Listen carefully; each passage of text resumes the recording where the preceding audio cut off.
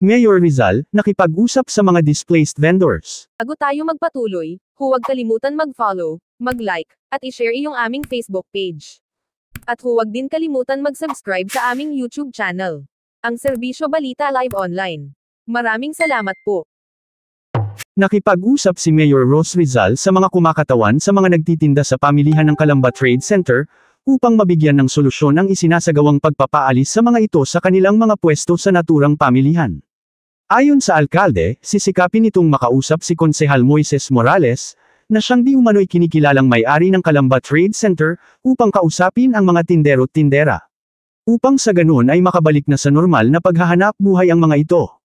Ang nasabing mga naapektuhan ay ang mga nagtitinda ng isda at mga karne, kung saan ayon sa kanila ay malaki ang malulugi sa kanila dahil sa pangyayaring biglaang pagpapaalis sa kanilang mga pwesto. Sabi po sa amin dito, wala daw po kaming kontrata. Wala daw po kontrata wala daw kaming pinirmahang kontrata dito. Eh paano po yung binayad namin? Usap-usap na lang po. Itinatanggi Hindi po. naman po kami nagbibigay ng pera kung hindi niya po sinabi yun. Ngayon po, bago po nagkaroon ng bayaran, pinamiting po niya kami. Wala kami ibang pagtitiwalaan kundi si Sir Bon. Lahat po ng pagbabayad kay Sir Bon. Opo. Ngayon po, nung nakapagbayad kami lahat kay Sir Bon, itinatanggi niya. Ayon sa mga may pwesto sa Calamba Trade Center, nauna na silang makapagbayad ng kanilang upa at ang naging usapan nila sa kumatawan sa management ay hanggang 2028 pa ang kanilang kontrata. Kung kaya nabigla silang lahat ng alisan sila ng kuryente at pinabaklas lahat ng kanilang mga stalls ng biglaan.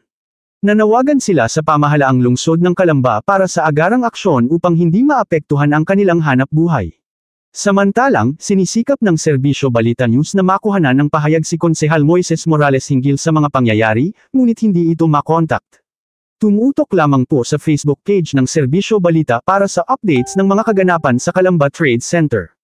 Ito si Ian Almario, ang AI reporter ng Serbisyo Balita, nag-uulat mula dito sa silid balitaan ng DZSB, ang himpilan ng katotohanan at paglilingkod.